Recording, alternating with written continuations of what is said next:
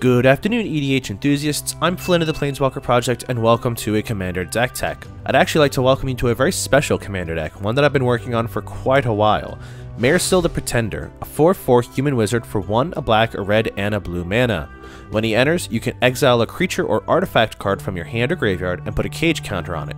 Kinky. Mairsil has all activated abilities of all cards in exile that you own with cage counters on them, and you may activate each of those abilities only once per turn. So in a lot of ways, I think that Mairsil is quite ahead of its time. We have cards that assimilate other card abilities in some form or another, but what makes Mairsil interesting is that you can find redundancies in activated abilities to get a lot of variations in your games.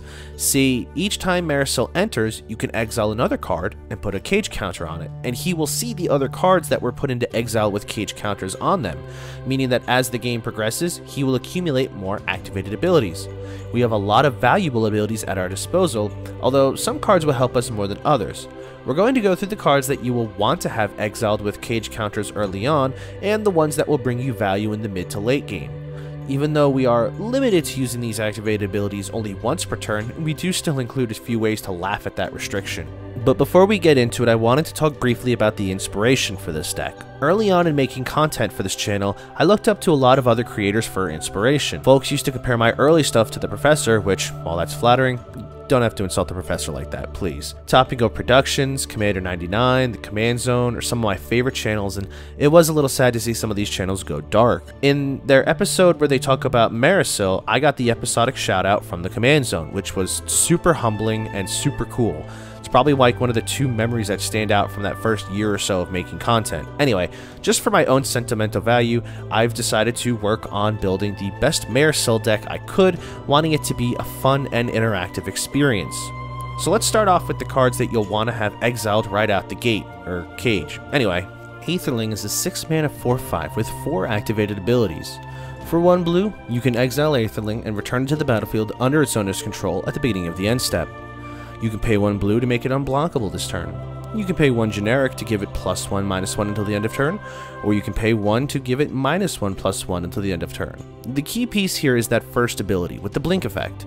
See, if you cage this up with Mairsil, you can then pay 1 blue to exile Mairsil until the end of turn, which upon it re-entering, you get to cage another card up. One thing this brings up is how Mairsil allows you to use all the activated abilities he pretends to have once per turn, but this does not limit you to using these abilities on your opponent's turns. See, if you have the mana available, you can use this on each player's turn, and by doing so, potentially coming back to your turn with a bunch of new abilities. This blink ability also helps Mairsil dodge board wipes, and as we'll discuss later, you can sequence abilities in such a way that you can create some crazy combos with multiple abilities at once. In the same vein as the Aetherling, we have the Endling, who is a 4 mana 3/3, who also has 4 activated abilities. For 1 black, you can give the Endling Menace. For 1 black, you can give it Death Touch. For 1 black, you can give it Undying, and lastly, you can pay 1 mana of any color to give it either +1/-1 or -1/+1 until the end of turn.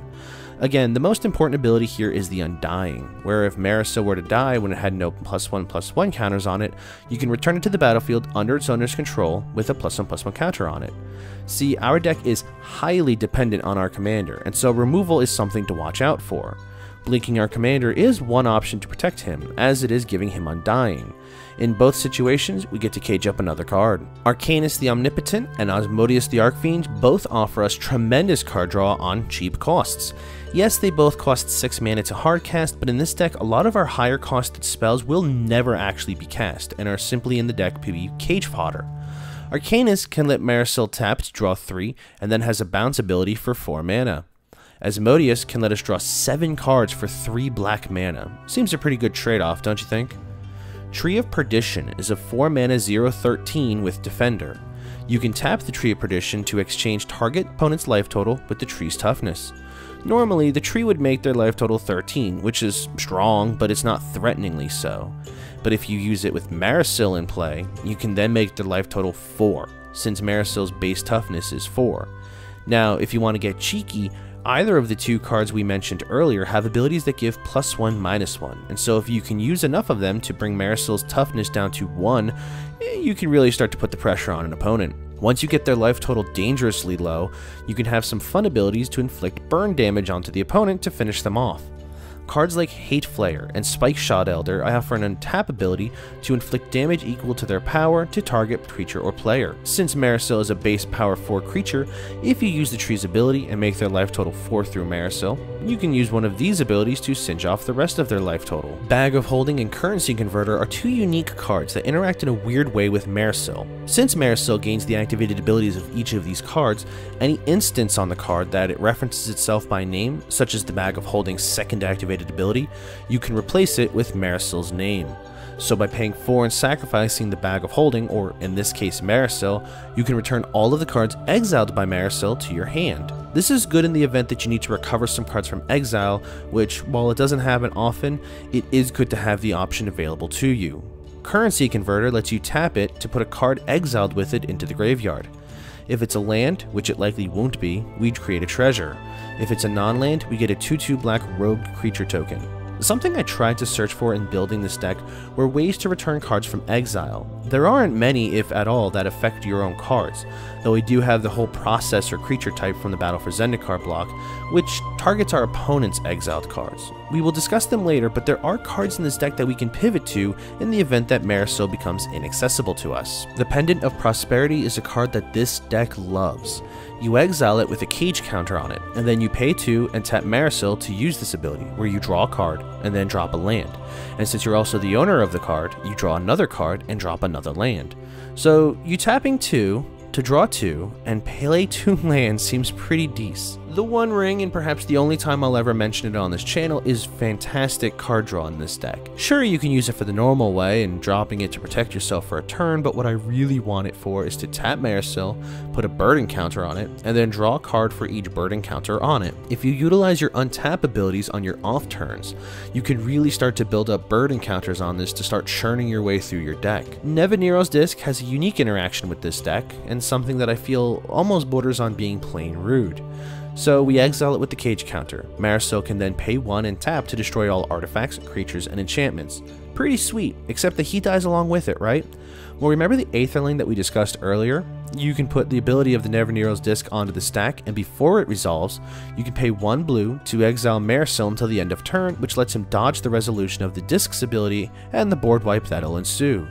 One thing to note about this deck is it is very tricky to pilot, so you do need your brain to do its thing when you're playing this. Now, to help out in us chaining activated abilities, which often will cost mana that we have in short supply, we have the Training Grounds, which will lessen the cost of activated abilities by up to 2 generic mana. This doesn't have an ability to impact colored mana costs, but it is something that we want to use.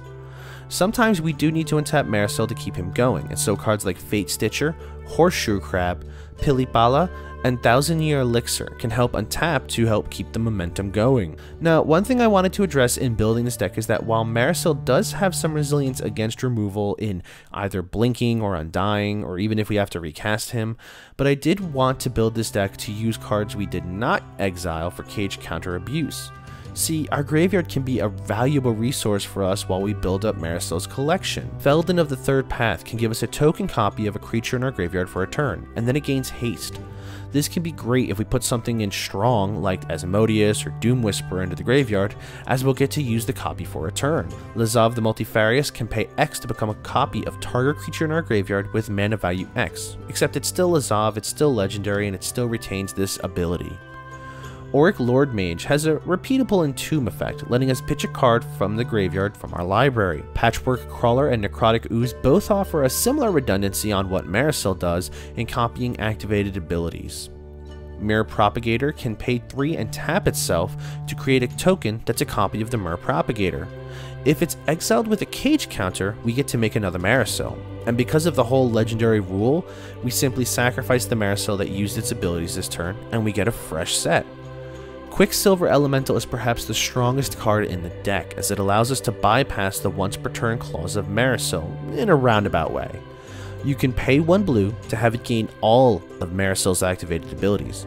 Because of the way Mairsil works, you still only get to use each of them once per turn while assimilating them with the Quicksilver Elemental. But if you pay the 1 blue mana again, you can then refresh those abilities and reset it for 1 more use. This is very interesting interaction and can get you a ton of value off of Mairsil's collection of abilities. Spark Double gets us a non-legendary copy of Mairsil and thus a second cycle of abilities each turn. Agatha's Soul Cauldron is an interesting card and a newer inclusion to the deck. You can spend mana as if it were mana of any color to activate abilities of creatures you control. Creatures you control with +1/+1 counters on them have the activated abilities of all creature cards exiled with Agatha's Soul Cauldron. Lastly, you can tap the Cauldron to exile target card from a graveyard. If a creature card is exiled this way, you put a +1/+1 counter onto a target creature you control. So this does do a very similar thing to Mairsil, though we're using +1/+1 counters to gain those activated abilities. This does also have some double utility in fixing our mana for using activated abilities, as we do have some color-specific costs that sometimes we get caught up from playing. The goal is to start getting value pieces in place, so when Mairsil gets out, we can cage them up and start using them for value. Ideally, you'll want to get that Aetherling in the cage first, as it will help you speed up the process of caging up cards. Since you can use your hand or grave as the resources for those caged cards, you do have a lot of flexibility in how you play. You can play some of the cards early game and let them die, because later on you can simply just cage them up for further use. Now, because I wanted to make this deck a little bit more interesting, I am trying out a few cards in the deck that technically don't do much for Mairsil's ability. They are Triskaidekaphile and Triskaidekaphobia. These two cards are in some ways alternate win conditions. Triskaidekaphile gives us no maximum hand size, which is good considering the amount of card draw in this deck. At the beginning of our upkeep, if we have exactly 13 cards in our hand, we win the game. We can also pay 3 and a blue to draw a card. This can be fun to surprise an opponent with as we begin to draw out our deck.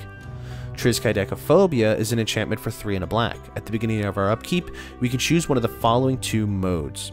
Each player with exactly 13 life loses the game, and then each player gains 1 life. Or, each player with exactly 13 life loses the game, and then each player loses 1 life. This is a neat little goofy tech in the event that we have to hard cast the Tree of Perdition, as we can make an opponent's life total 13 with its ability. If you want to check out the full deck list of this build, including the cards that we did not mention, I'll include the link to the Moxfield page in the description of this video. If you enjoyed this video, likes and shares are some of the best ways to help support the channel, and they are very much appreciated. If you're new here, subscribe so you never miss a beat. And as always, thanks for hanging out with me today. I hope you enjoyed yourself, and I'll see you all next video.